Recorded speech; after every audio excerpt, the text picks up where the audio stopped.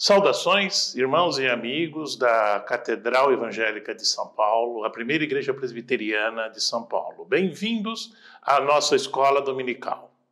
Hoje continuaremos a série de lições que estamos vendo sobre o aspecto ético encontrado no livro de Provérbios, ou os aspectos práticos de vida que a Bíblia nos traz como ênfase especial no livro de Provérbios.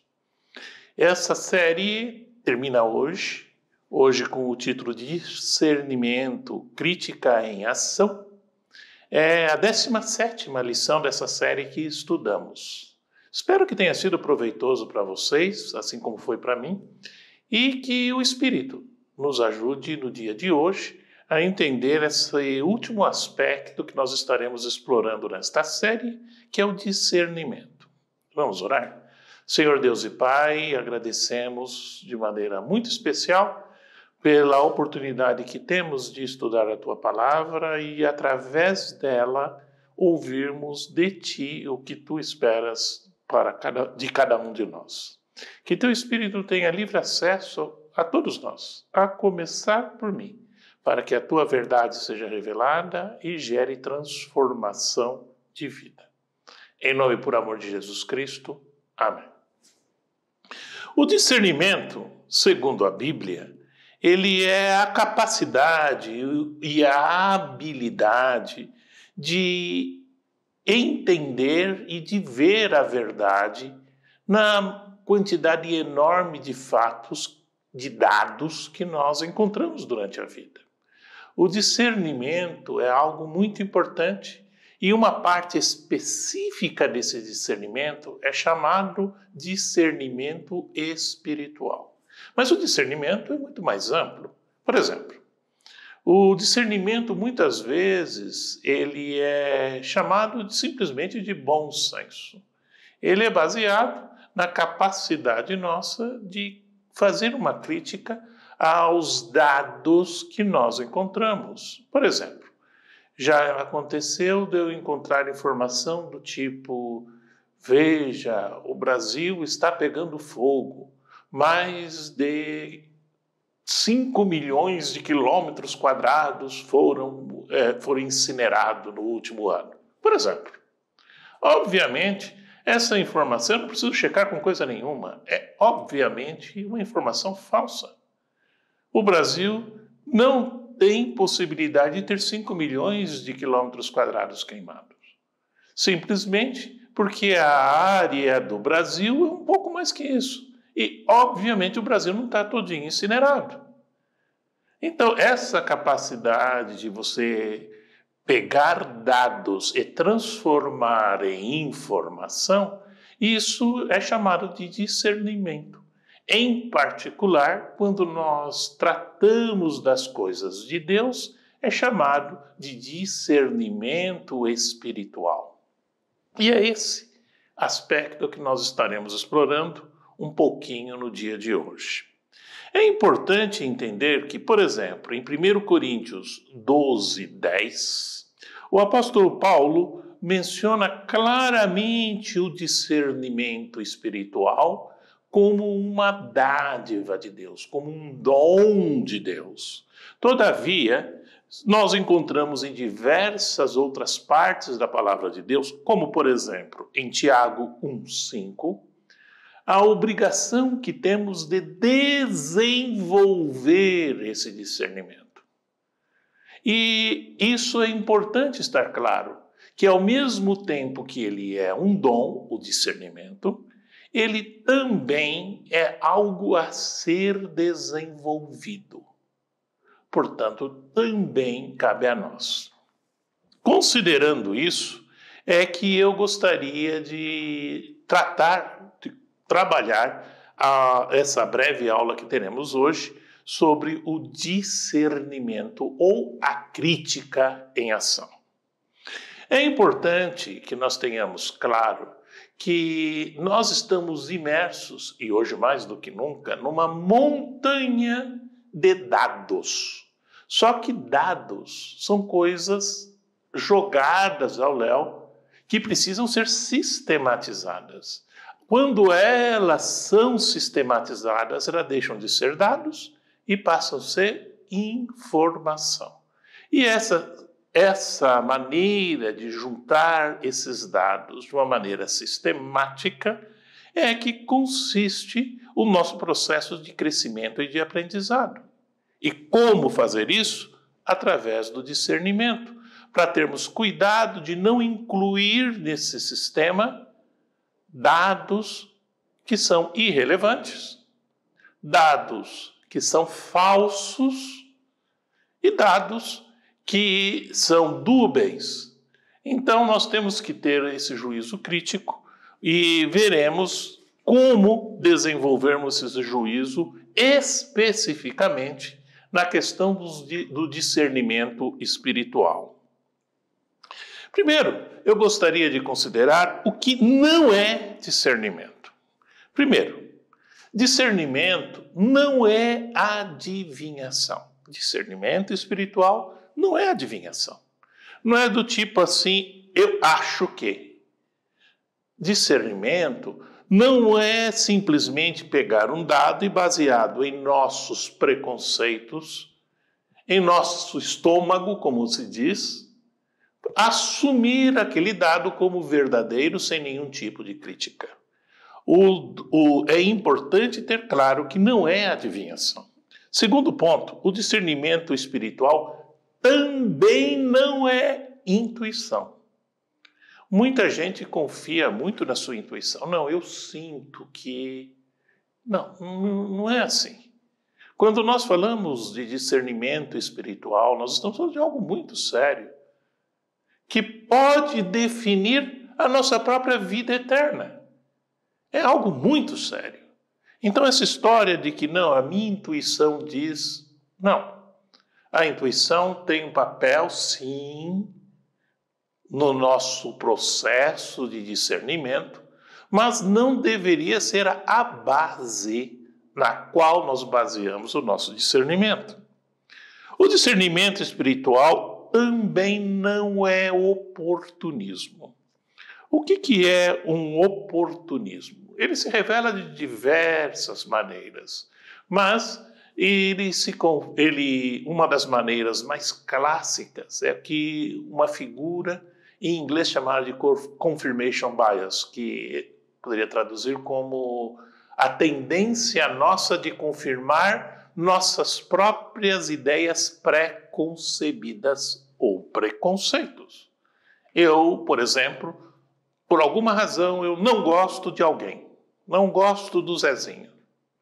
O Zezinho encontra comigo, dá um sorriso, eu assumo, não, aquele lá é um sorriso sarcástico, ele está tirando uma da minha cara. Por quê? Eu gosto dele.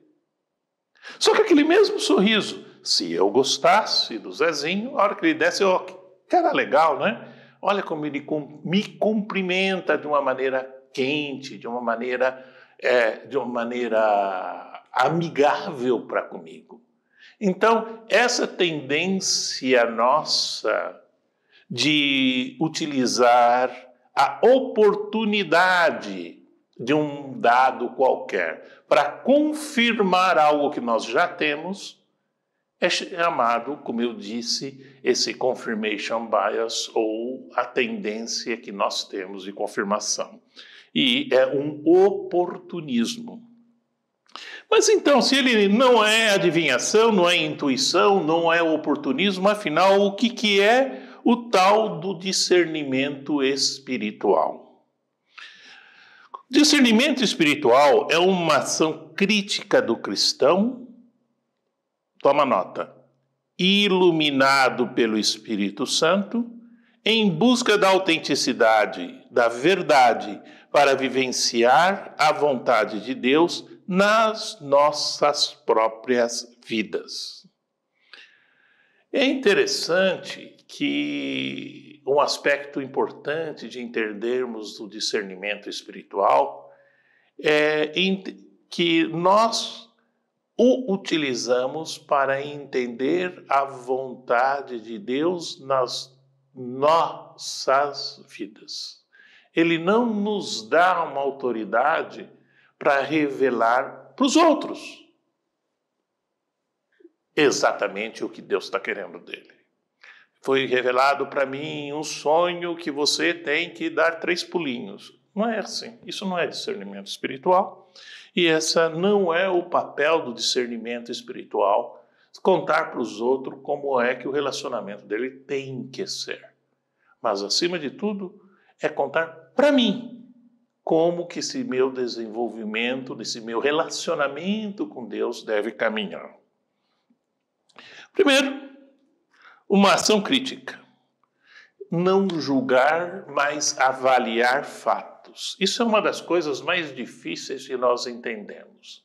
Muita gente fala que a Bíblia deixa claro que não devemos julgar. Sim e não. Se você vê o contexto, está realmente escrito isso, que nós não devemos julgar as pessoas. A pessoa, por fazer isto, por fazer aquilo, por deixar de fazer isso ou de fazer aquilo, não deveria ser objeto de nosso julgamento. Então, a pessoa não presta porque ela fez isso ou não fez aquilo. Isso é errado e isso é condenado na Bíblia. Todavia, existe um tipo de julgamento, sim, que é a obrigação nossa fazer constantemente, que é o julgamento das ideias, dos dados que eu falei, das informações reveladas.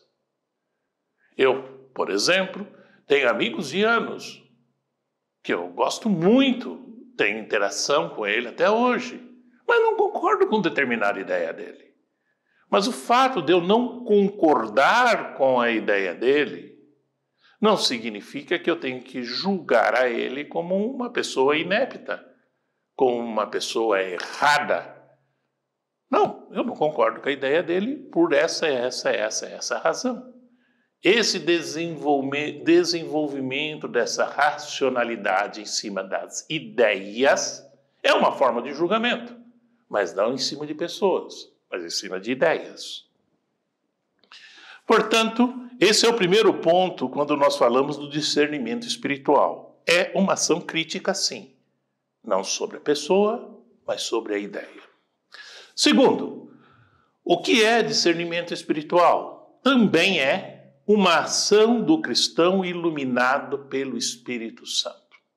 Aqui é um aspecto muito importante a ser mantido na nossa ideia quando nós estamos nesse processo de discernimento espiritual. Ora, considerando a quantidade de dados que nós temos ao nosso redor, reveladas por diversas fontes, nós precisamos ser criteriosos para pegar e juntar esses dados e saber selecionar qual deles vão se transformar em informação para a nossa vida. Ora, esse é um processo que não é fácil. Dependendo da circunstância, esse é um processo bastante difícil. E é o curioso, porque normalmente se diz, acertadamente, que conforme você vai aprendendo a fazer esse processo, melhor você fica nesse processo. Verdade. Mas ninguém conta como você começa com tudo isso. E é aí que entra o próprio Deus na figura do Espírito Santo.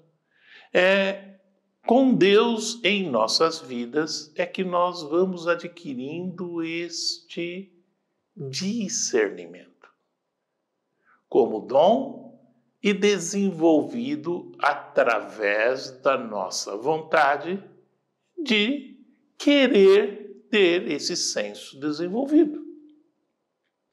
Uma ação cristã busca sempre a autenticidade, a verdade. E isso é um ponto extremamente importante que nós temos que entender. Por quê? É muito difundido, sobretudo nos dias de hoje, o relativismo da verdade. Ah, a minha verdade, a sua verdade, a verdade, não sei. Tudo bem? Nós temos sempre, cada um de nós, como seres humanos, temos uma percepção da verdade diferente em cada um de nós. Porque nossa percepção da verdade é baseada em nossa experiência de vida, é baseado no meio que estivemos, é baseado nos amigos que temos, nos relacionamentos em geral, é baseado em um monte de coisa que nos gera a percepção da realidade que está atrás disso. Na verdade, nós temos uma única realidade.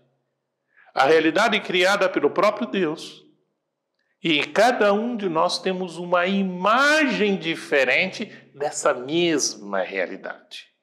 O quão próximo a nossa imagem pessoal está dessa realidade criada por Deus é justamente determinado pelo quanto cada um de nós temos o relacionamento com Deus para ajudar-nos a discernir essas verdades.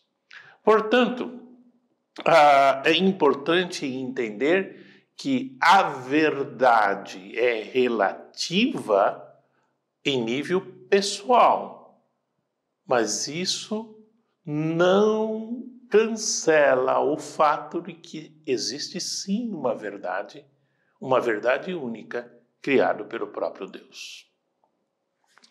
E muito bem, então nós vimos o que é, o que não é e também o que é as maneiras que nós temos para cultivar esse discernimento espiritual.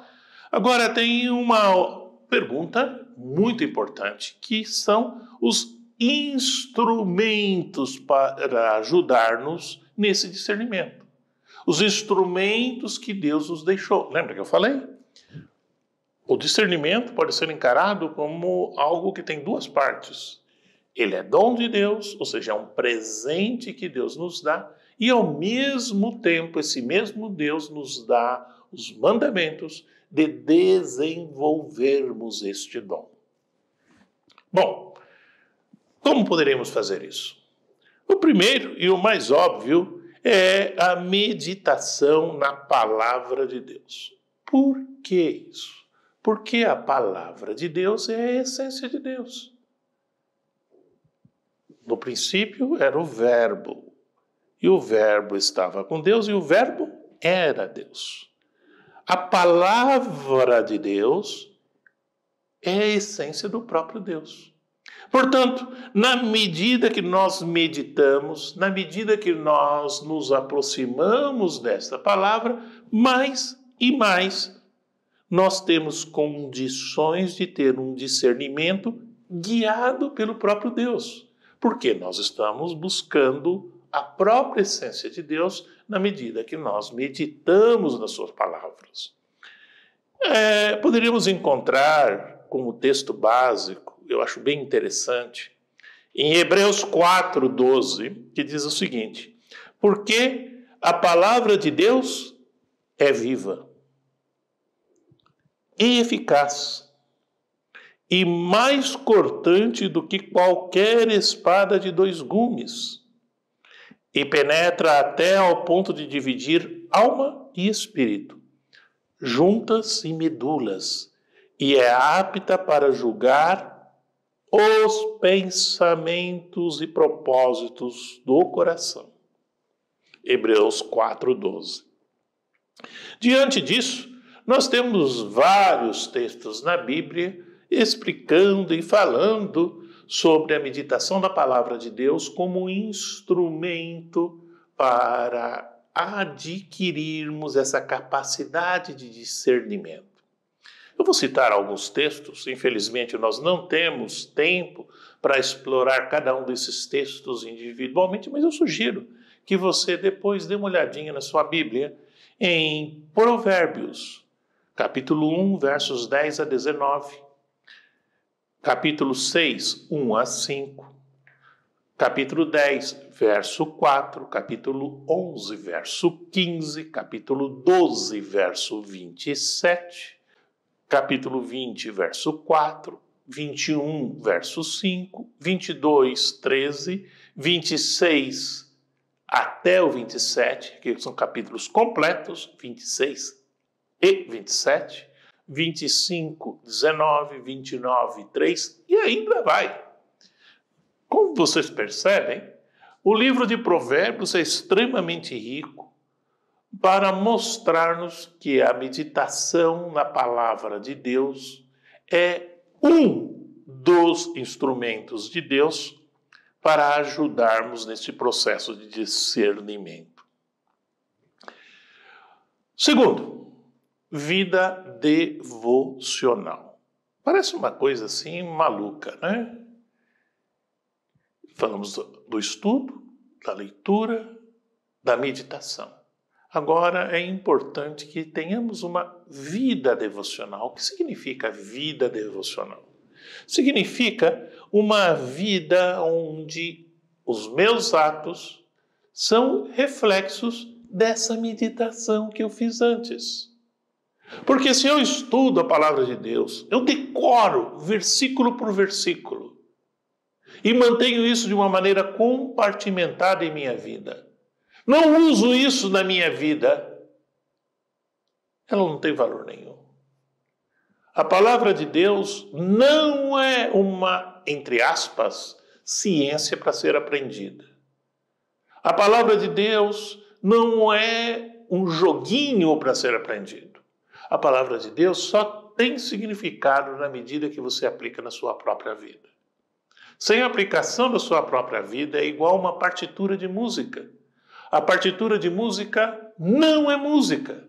Ela só passa a ser música no instante que ela é executada em um instrumento musical. Assim é a palavra de Deus. A palavra de Deus em si só tem sentido quando ela é executada no instrumento de Deus chamado sua vida e minha vida.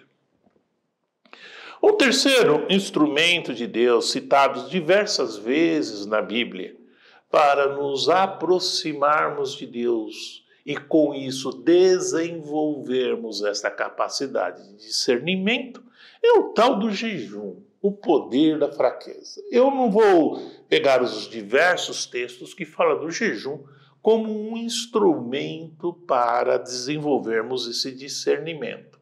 Mas eu gostaria de explorar um pouquinho mais e expandir o conceito de jejum, que provavelmente todos sabem, que essencialmente é se privar de alimentos para se concentrar melhor em algum determinado tema. Bom, na realidade, a função do jejum é essa reaproximação com Deus. Não é o jejum em si, não é que a sua barriga ronque de fome. Tradicionalmente, esse, sobretudo na antiguidade, era um instrumento muito importante, porque normalmente as pessoas comiam de maneira muito pesada, alimentos muito pesados, e, como todos nós sabemos hoje, quando nós ingerimos esse tipo de alimento desta maneira, normalmente temos dificuldade em pensar de maneira mais clara, temos dificuldade em abrir o nosso próprio entendimento e a nossa mente para coisas novas. Então, realmente, o jejum, ele parecia, e ainda hoje ele é, um instrumento que ajuda nessa abertura para aprendermos as coisas de Deus. Mas o conceito de jejum poderia ser expandido como quando nós realmente nos abrimos, nos preparamos e nos abrimos para aprender coisas novas. Eu me recordo que era comum quando a gente estudava lá atrás, para uma prova, a gente fala assim, eu não vou comer muito para não atrapalhar o meu processo de aprendizado. Porque nós sabíamos que se comêssemos muito, íamos ficar sonolentos, íamos ficar de assim, assado, e ia dificultar. E é essa a ideia. é desenvolver em nós um hábito de nos prepararmos para aprender as coisas de Deus, para que este ensino revelado pelo próprio Deus seja ainda mais eficiente em nossas vidas. Como isso pode acontecer? Nos abrindo a isso, deixando claro para nós mesmos que a nossa vontade é nos integrarmos com Deus e com isso nós tomamos medidas que nos ajudem nisso e evitamos toda aquela que nos afasta. Quer ver um exemplo? Telefone. Eu vou estudar a palavra de Deus, mas peraí, deixa aí, tenho que ver não sei o que, tenho que ver sei lá o que, deixa aqui, esperando, estou estudando, estou de olhinho lá nele. Não funciona, gente. Nós estamos enganando a nós mesmos e estamos diminuindo a eficiência do nosso processo, porque nós não estamos imersos nesse processo. Isso vale para a revelação de Deus através do Espírito, da mesma maneira que vale a hora que você teve que estudar matemática, meu irmão. A hora que você teve que estudar literatura. Se você não se propor a realmente abraçar esse processo, dificilmente você terá o rendimento que você poderia ter se você abraçasse esse processo. Finalmente, eu gostaria de explorar com os irmãos um aspecto chamado discernimento e 3 questionamentos. Primeiro questionamento. O que pretendo fazer é algo que qualquer um poderia fazer? Portanto, dentro do processo de discernimento, é importante que nós tenhamos claro que as nossas ações tivessem sincronismo com aquilo que nós dizemos que acreditamos, com aquilo que nós defendemos. E um dos melhores reflexos de fazer isso é transformar a nossa vida em um testemunho vivo daquilo que nós dizemos que acreditamos. Isso é essencial.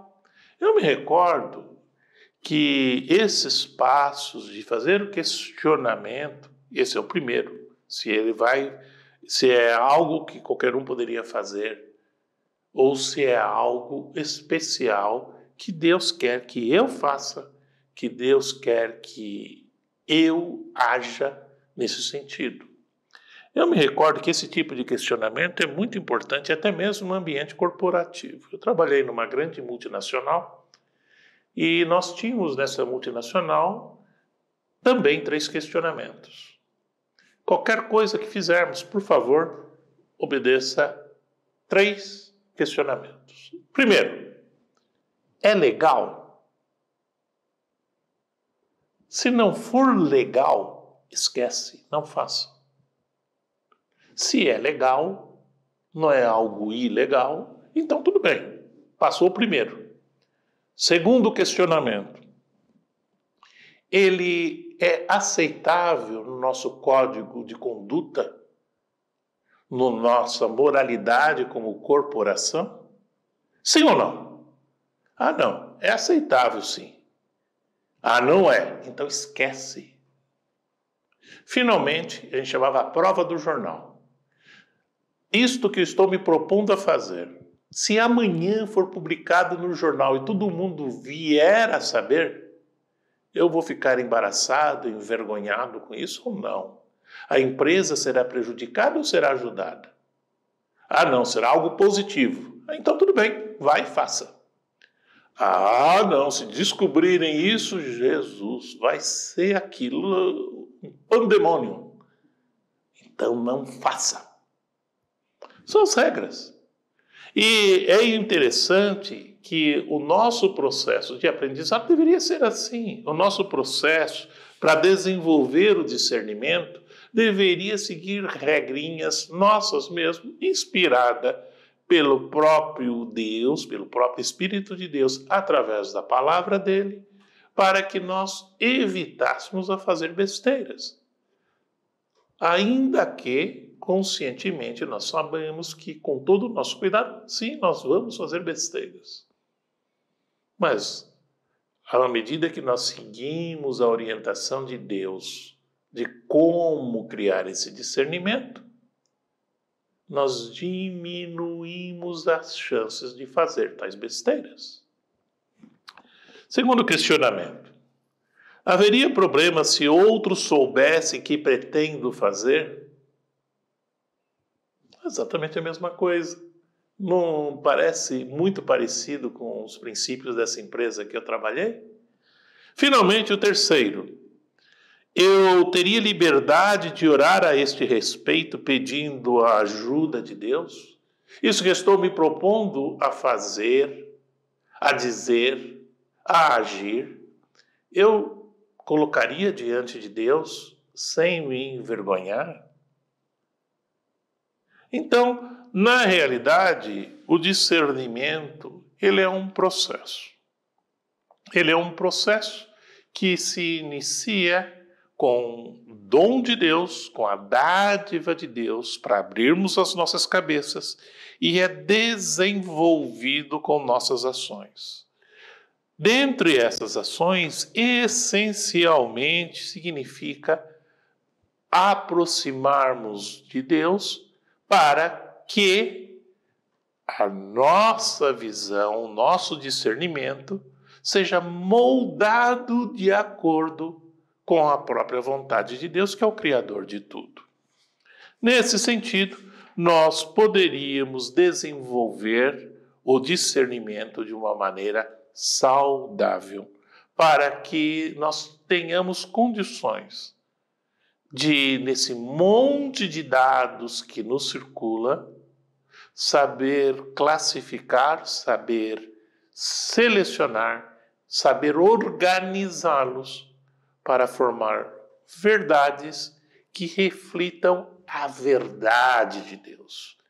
Que essas verdades não sejam simplesmente frutos do nosso achismo, que não sejam simplesmente frutos dos nossos preconceitos, que não sejam frutos de nossas ideias, nossa vontade, nosso sentimento, nossa intuição, mas que sejam, de fato, imagens da verdade de Deus.